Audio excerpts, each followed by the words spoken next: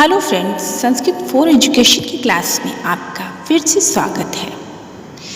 आज के इस वीडियो में हम लोग देखेंगे महाकवि भास के बारे में।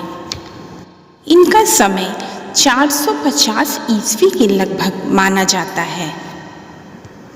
महाकवि कालिदास ने भी अपनी रचना मालविका अग्निमित्रम की प्रस्तावना में भास के विषय में लिखा है, प्रथितय यश श्याम भास सौमिल्य। ऐसा भास के विषय में महाकवि कालिदास ने बड़े ही आदर के साथ लिखा हुआ है। सर्वप्रथम एकांकी नाटक लिखने का श्रेय भास को जाता है। भास ने 13 नाटकों की रचना की है और उन 13 नाटकों की रचना में 5 नाटक एकांकी हैं, जैसे कि उरुभंग, दूतवाक्य, दूत घटोत्कच, कर्णभार, मध्यम व्यायोग। ये पांचों नाटक महाकवि भास के एकांकी नाटक को प्रस्तुत करते हैं। भास वैदर्भी शैली के कवि हैं। इन्होंने अपनी रचना में प्रसाद, माधुर्य और ओज तीनों ही गुणों को भली भांति दर्शाया है। भास के सभी नाटकों का प्रारंभ सूत्रधार से होता है। भास ने अपनी कई नाटकों में प्रथम श्लोक में मुद्रा अलंकार का प्रयोग किया है। भास द्वारा उनकी रचनाओं में 24 छंदों का प्रयोग किया गया है। इनमें से मुख्य छंद इस प्रकार हैं, जैसे कि अनुष्टुप, वसंतिका, शार्दूल, विक्रीडित, उपजाति, मालिनी, पुष्पिताग्रा और वंशस्थ छंद। इन छंदों का बहुत अधिक मात्रा में प्रयोग किया गया है। भास ने अपने नाटक में मुख्य रूप से श्रृंगार और वीर रस का प्रयोग किया है। अन्य रसों को भी अंगी रस के रूप में रखा है। यदि अलंकार को देखा जाए तो भास ने अपने नाटक में अनुप्रास, उपमा, रूपक, उत्प्रेक्षा, स्वभावोक्ति, अर्थांतर न्यास, विरोधाभास जैसे अलंकारों का प्रयोग किया है। जैसा कि हम लोग जानते हैं, भास ने 13 नाटकों की रचना की है, पर उन 13 नाटकों को हम 4 भागों में विभक्त कर सकते हैं, जैसे कि उदयन कथा मूलक, महाभारत मूलक, रामायण मूलक और कल्पना मूलक। अब हम देखते हैं उदयन कथा मूलक में भास ने 2 रचनाएं की हैं। प्रतिज्ञा योगंधरायण जो 4 अंकों का नाटक है और स्वप्न वासुदत्ता जो 6 अंकों का नाटक है। उसी तरह है महाभारत मूलक में उरुभंग, दूतवाक्यम, पंचरात्रम, बालचरितम, दूत घटोत्कच, कर्णभार और मध्यम व्यायोग। इनमें से 5 नाटक तो एकांकी हैं और कुल मिला के महाभारत के भाग में उन्होंने 7 नाटक लिखे हैं जो महाभारत पे आधारित हैं। अगला है रामायण मूलक। रामायण मूलक पे मतलब रामायण की स्टोरी के आधार पे उन्होंने प्रतिमा नाटकम लिखा है जो 7 अंकों का नाटक है और अभिषेक नाटक जो 6 अंकों का है। अब है कल्पना मूलक, यानी कल्पना के आधार पे उनकी 2 रचनाएं हैं। अविमारक जिसकी अंक संख्या है 6 और चारुदत्त जो 4 अंकों में विभक्त है। अब हम लोग भास के 13 नाटकों को जो उनका संक्षिप्त परिचय है उसको देखेंगे। मतलब छोटे में हम लोग भास के 13 नाटकों को देखेंगे। सबसे पहले है प्रतिज्ञा योगंधरायण। यह 4 अंकों का नाटक है और इस नाटक में राजा उदयन और वासुदत्ता से प्रेम और विवाह का वर्णन किया गया है। इसमें जो राजा उदयन का मंत्री योगंधरायण होता है, उसके द्वारा उदयन को द्यूत के यहाँ से छुड़ाने और उसकी नीति का वर्णन प्रतिज्ञा योगंधरायण में दिखाया गया है। इसलिए इस नाटक का नाम प्रतिज्ञा योगंधरायण रखा गया है, क्योंकि इस नाटक में जो मंत्री योगंधरायण है उसी की प्रतिज्ञा का प्रमुख वर्णन किया गया है।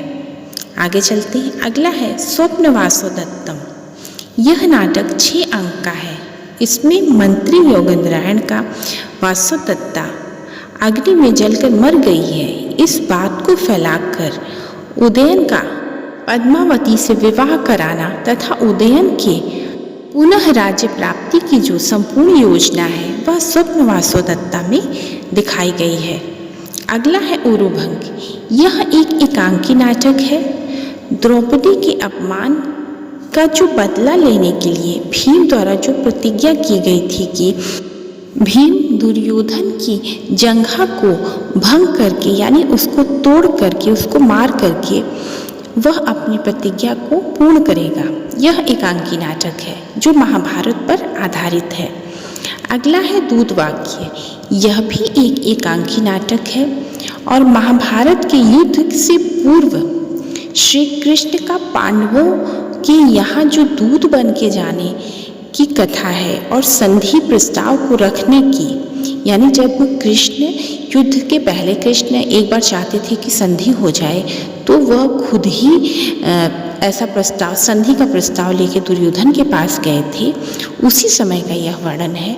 और वह संधि प्रस्ताव विफल हो गया था और कृष्ण जी वहाँ से वापस लौट आए थे। उसी कथा को यहाँ एक अंक में दूतवाक्यम नाटक में दिखाया गया है भास जी द्वारा। आगे चलते हैं। पंचरात्र। इस नाटक में 3 अंक हैं और यज्ञ की समाप्ति पर द्रोण ने दुर्योधन से दक्षिणा के रूप में पांडवों को आधा राज्य देने की जो इच्छा व्यक्त की थी, तो उस पे दुर्योधन ने यह शर्त रखा था कि यदि 5 रात्रियों के अंदर आप पांडवों को खोज के ले आएंगे, अगर वो आपको मिल जाएंगे तो मैं उन्हें आधा राजपाट दे दूंगा। द्रोण के प्रयत्न से पांडव मिलते हैं और आधा राज्य को प्राप्त करते हैं। ये कथा पंचरात्र नामक नाटक के रूप में दिखाया गया है भास जी द्वारा और यह भी महाभारत पर आधारित है। आगे चलते हैं। अगला है बालचरित। इस नाटक में 5 अंक हैं और इसमें श्री कृष्ण के जन्म से लेके कंस वध तक की कथा का वर्णन किया गया है। यह नाटक भी महाभारत पे आधारित है, यानी महाभारत मूलक है यह नाटक भी भास जी द्वारा रचित। आगे चलते हैं। दूत घटोत्कच। यह भी एक एकांकी नाटक है। अभिमन्यु की मृत्यु के पश्चात श्री कृष्ण का घटोत्कच को दूत बनाकर धृतराष्ट्र के पास भेजना और दुर्योधन द्वारा उसका अपमान करना। दुर्योधन कहता है कि मैं इसका उत्तर बाणों से दूंगा। यह भी महाभारत मूलक और एकांकी नाटक है।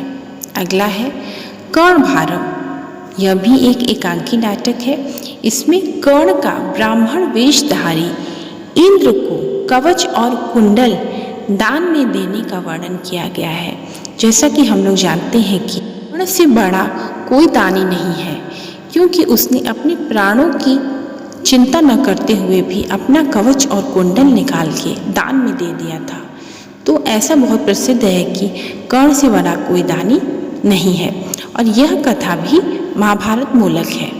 आगे चलते हैं। मध्यम व्यायोग। यह व्यायोग नामक एकांकी नाटक है। मध्यम व्यायोग यानी पांडव भीम के द्वारा घटोत्कच के हाथ से एक ब्राह्मण पुत्र की रक्षा की जाती है भीम द्वारा, और फिर अपने पुत्र घटोत्कच को देखकर बहुत प्रसन्न होते हैं और अपनी पत्नी हिडिंबा से उनका पुनः मिलन होता है।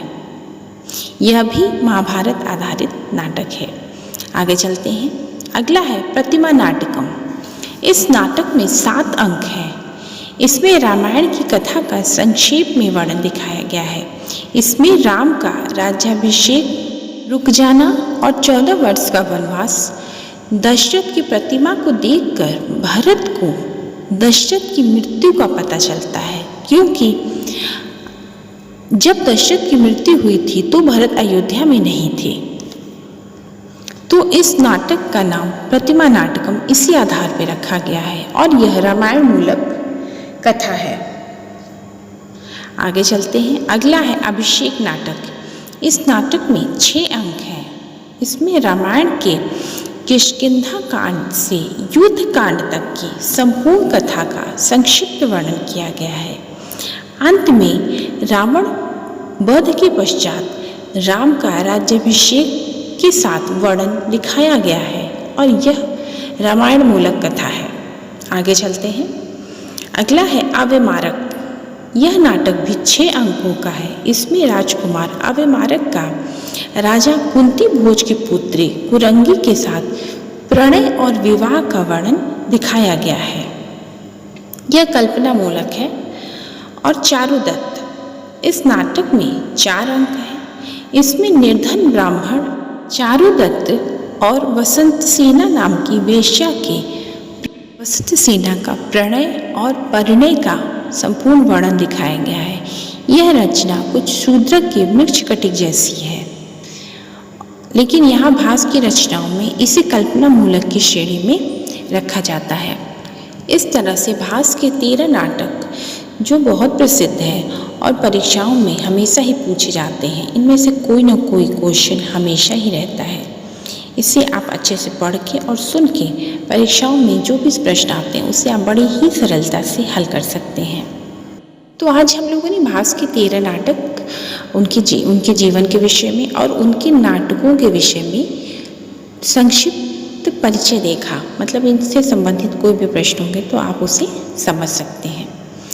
अगर आपको ये वीडियो अच्छा लगा हो तो प्लीज़ लाइक करें, शेयर करें और सब्सक्राइब करें। Thank you.